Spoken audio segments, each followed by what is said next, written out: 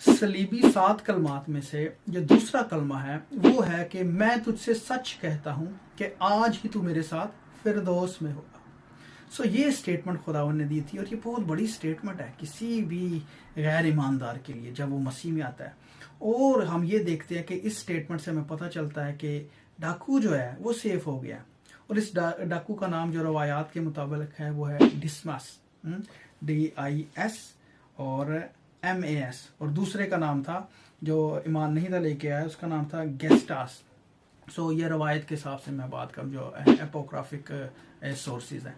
सो लेकिन apart from this के ये यही नाम थे कि नहीं थे, ये बंदा बच गया था अगर हम ऐसे करें कि ये डाकू बच गया। और लेकिन इससे पहले इसने बड़ा कुछ किया था। हालांकि वो छोटी सी स्टेटमेंट थी उसकी, लेकिन वो उसका कन्फेशन था, उसके ईमान का इजहार था। जो निजात पाने के लिए जरूरी है कि जो ज़ुबान इकरार करेगी कि यीशु ही खुदावंद है वो निजात पाती है ना। तो यहाँ पे इस डाकू ने देखें बिल्कुल जो पहली आयत है ना वहां पे लिखा भी हुआ है, ये 43 वर्ष है लूका 23 बाब की, तो उससे पहले 40 आयत में लिखा है मगर दूसरे ने उसे झिड़क कर जवाब दिया। पहले ने जो बदकार है स्लीप पर जो लिखा है दोनों लटकाए गए हैं। सो वो कहता है, पहला कहता है कि तू अपने आप को और हमको बचा। सो ये दूसरा कहता है मगर दूसरे ने उसे झिड़क कर जवाब दिया क्या तू खुदा से भी नहीं डरता हालांकि उसी सजा में गिरफ्तार है। हमारी सजा तो वाजिबी है क्योंकि अपने कामों का बदला पा रहे हैं, लेकिन इसने कोई बेजा काम नहीं किया।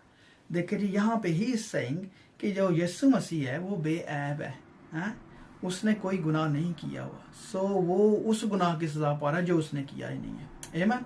सो हियर वी सी के हमारा भी यही इकरार है कि यीशु जो है, यीशु मसीह जो है वो बेऐब है, वो खुदा का बर्रा है। और पहला कलमा यही है खुदा का बेटा। अभी हमने देखा पहला कलमा, आप देखिएगा तो उसके अंदर यही सारी बात है, बाप और बेटे की बात है, माफ करने की बात है। सो वो यहाँ पे ये कह रहा है कि जो है ना इसने कोई बेजा काम नहीं किया, ये बेऐब बर्रा है खुदा का। और फिर लिखा है 42 वर्ष, फिर उसने कहा आए यीशु जब तू अपनी बादशाही में आए तो मुझे याद करना। अब देखें यहाँ पे साथ ये भी कह रहा है कि जब तू बादशाही में आए। सो बादशाही की बात तो फ्यूचर की है। सो दैट मीन्स कि he is also believing in him कि तू आने वाला भी दूसरी आमदसानी में भी तू नहीं आना है। हाँ, और वो इस चीज पे भी बिलीव कर रहा है कि मैं मुर्दों की क़यामत पे यकीन रखता हूँ क्योंकि वो तो मसलूब हो रहा है, उन्होंने तो मर जाना है, लेकिन उसको ये पता है कि इसने बादशाह के तौर पे आना है, इसने जी उठना है। सो ही डेफिनेटली उसको यीशु मसीह के बारे में पता था सारी बातें, आई थिंक सो मोस्टली, क्योंकि जो उसका कन्फेशन है ना इट्स ए बिग कन्फेशन। जैसे मार्था ने जब लाजर की मौत हो जाती है तो खुदावंद कहते हैं कि ये जी उठेगा, तो वो कहती है कि हाँ खुदावंद मैं जानती हूँ कि ये क़यामत के दिन जी उठेगा। हाँ, तो उसने भी मुर्दों की क़यामत पे उसका भी बिलीव था, पर खुदावंद ने कहा था कि क़यामत और ज़िंदगी तो मैं हूँ। सो जो मुझ पर ईमान रहता है वो हरगिज़ नहीं मरता। तो यहाँ पे भी खुदावंद यही कह रहे हैं कि तू आज ही मेरे साथ फिरदौस में होगा। तो फिरदौस तो एक्चुअली इसके साथ ही है, फिरदौस एक्चुअली वो है जहाँ पे यीशु मसीह है। हाँ, सो जब वो ज़मीन पे थे तो वो भी फिरदौस थी, वो जो है ना वो कलाम था, और वो इसीलिए फिरदौस में क्या है, आराम है, सुकून है। सो खुदावन यहाँ जहाँ पे जाते थे रोटियों के बरमार, मुर्जों की बरमार, बीमारियाँ दूर, बदरूहें दूर, वो फिरदौस ही बन जाती थी ना जगह। आमीन। अच्छा, और फिरदौस के लिए जो यूनानी वर्ड यूज़ हुआ है ना वो है जी पैराडीसियो, PARADEISO। और ये जो है ना फारसी जो उर्दू का वर्ड यूज हुआ है वो है बाग, इसके लिए इस्तेमाल होता है एक्चुअली। अगर इसका मतलब देखें, फिरदौस वर्ड है लेकिन इसका मतलब बाग ही है।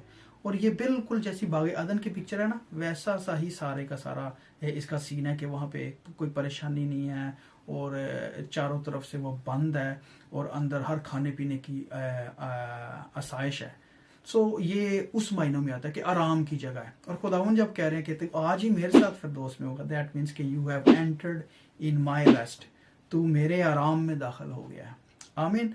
और ये बहुत बड़ी बात है, और एक किसी भी ईमानदार के लिए कि जैसे हम कहते हैं ना कि पौलुस कहते हैं कि जी तो मेरा करता है कि मैं कूच करके अभी मसीह के साथ जा रहा हूँ, कि मैं इस बदन में तो हूँ तुम्हारे लिए, लेकिन मेरा दिल करता है कि मैं जब कूच करूँ तो खुदा उनके पास जा रहा हूँ।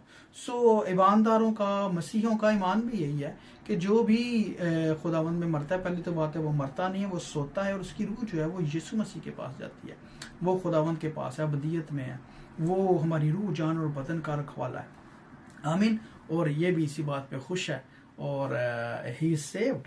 आमीन। सो इसके अंदर देखें ईमान की बात है, इस कलमे के अंदर कन्फेशन की बात है, खुदावंद के जी उठने की बात है, मुकम्मल उसके ईमान का अहाता है और खुदावंद की तरफ से स्ट्रेट अवे फजल और निजात की बात है। आमीन।